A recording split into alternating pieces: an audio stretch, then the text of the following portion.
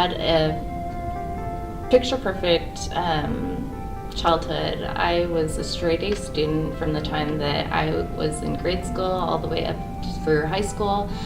I had perfect attendance, got straight A's, and I participated in extracurricular activities, sports like track and gymnastics and even cheerleading, and went on to go to the UW to pursue a psychology BA and a Japanese minor, and graduated from there.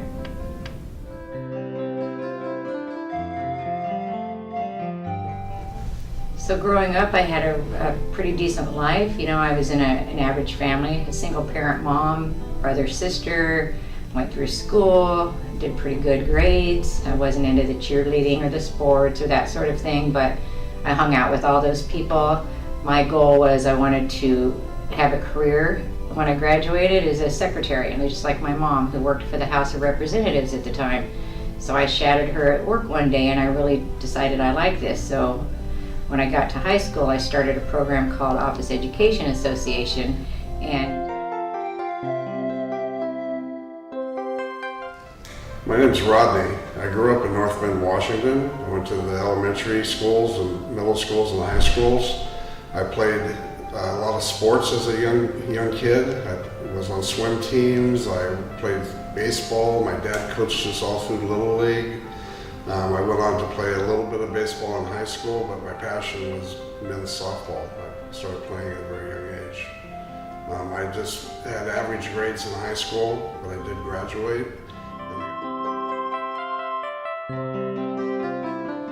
Yeah, man. As a kid, I had a real fun time. It was all about going down to the lake with my friends. We rode our dirt bikes and playing baseball, and my dad taking me camping and fishing, and and one thing too, I had to make sure I had to be at home before them street lights came on, because if not, I was dead meat by my mom.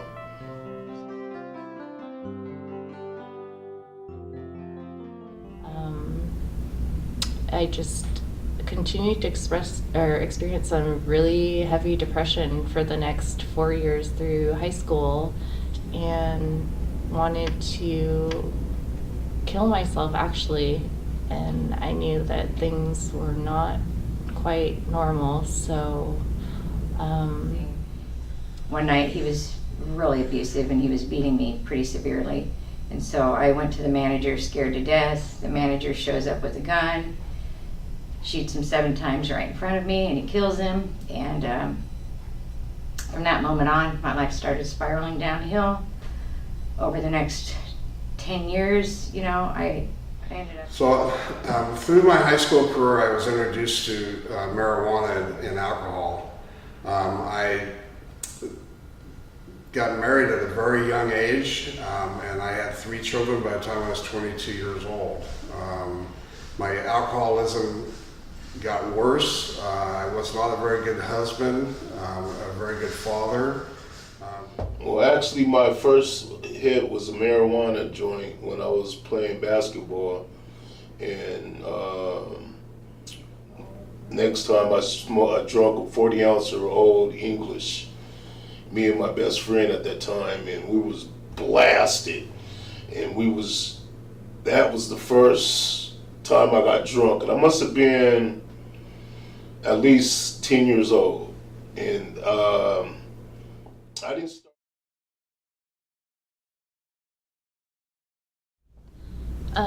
Well, after I was diagnosed with bipolar by the psychiatrist, I really still felt like there wasn't anything wrong with me, and I chose to, I guess I just felt like I knew best, and I ended up self-medicating with all types of illegal substances to alter my moods.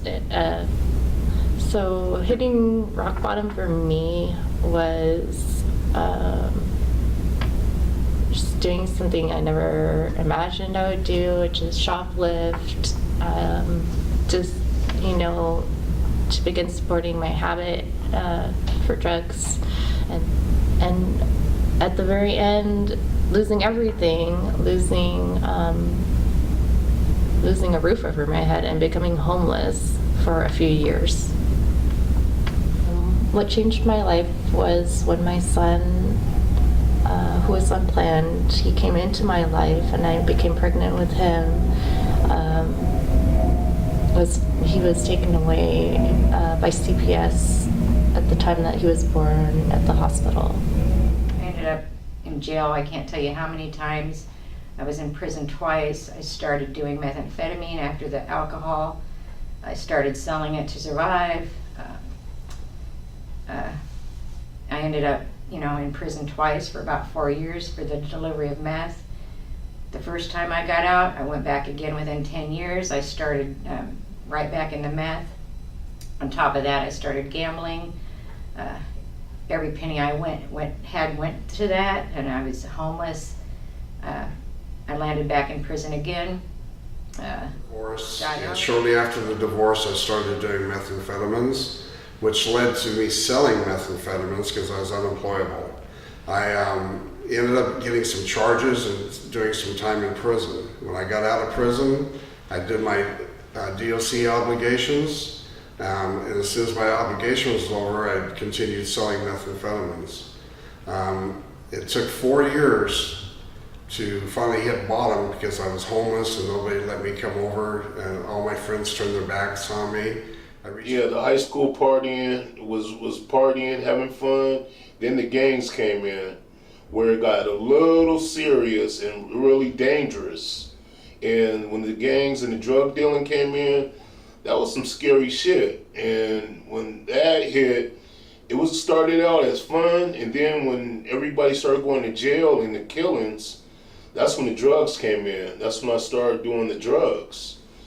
And I escaped from that, thank God, and got into the entertainment business with friends and character. And that's why it was easy for me to stay high and drunk, because I hyped the crowd up. I was like a character on stage, and come on, man, all the ladies and stuff was all on me all the time because we called them on the stage and they're surrounding and dancing on me. And so that's why it was easy for me to stay drunk and high, because that's what I did. And at the end, it caught up to me.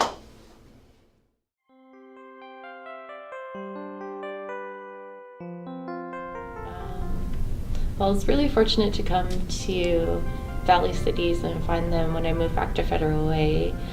They have been the biggest support for me because of offering both the chemical dependency along with the mental health services together, combined. Not only that, but I did a whole year of outpatient services with them, which really has helped to secure a foundation of recovery for me. And then I had a counselor in prison who helped me get out, and I was in this shelter called the Women's Program at the Union Gospel Mission. That was my life-saving grace. So while I was at this program, Valley Cities was coming in. They had counselors coming in, and I met this wonderful counselor named Rachel. She met with me every week. She let me talk about my trauma. She didn't judge me. She was, and I started coming into the office here at Valley Cities, and Valley Cities started helping me with employment services, mental health counseling, trauma help, like anxiety. I suffered from all those things, and they stood alongside me unconditionally with no judgment, walked me through how to get well, and ended up getting a job as a forensic peer counselor. And it was actually a position that you need a criminal history, so I had hope for the first time, and Valley Cities gave me that hope, and I just never thought I'd get there, and it's the best thing that ever happened to me. So I began coming to Valley Cities, and I met with a clinician once a week. She made me very welcomed. She allowed me to express what was bothering me, and she made me feel validated with what I was feeling. Being alone at all of that, I was like, looked up and said, God, what do I do? And, you know, I just thought, because I had been to Valley Cities before, and some told me, like I said, Valley Cities. And this is what, you know, I came back to Valley Cities. Okay. Well, I'm really excited about the future for me and my son because I'm getting ready to go back to school this fall quarter at Highland Community College so I can get certified as a chemical dependency counselor. I really want to help others that are struggling with the issue that I have struggled so much with over the last 20 years. So I was doing so well. I have 12 years of recovery today, no substances for 12 years. I decided to go back to school, and I just finished my degree, my master's degree is in counseling and psychology. Actually took my final test just July, and I walk across that stage on October 22nd. Now I get to show others there's hope, no matter how deep, dark place you're in. There's always hope, and now, thanks to Valley Cities, I have a wonderful life and fulfilled all my dreams. Through my involvement at Valley Cities, I was introduced to the peer program. I took their training and became a peer. I started working with the outpatient facilities and helping people through their recovery. I facilitated groups, I worked with people one-on-one, and it was very gratifying. It helped me through my recovery. There's so much support at Valley Cities. It's changed my life.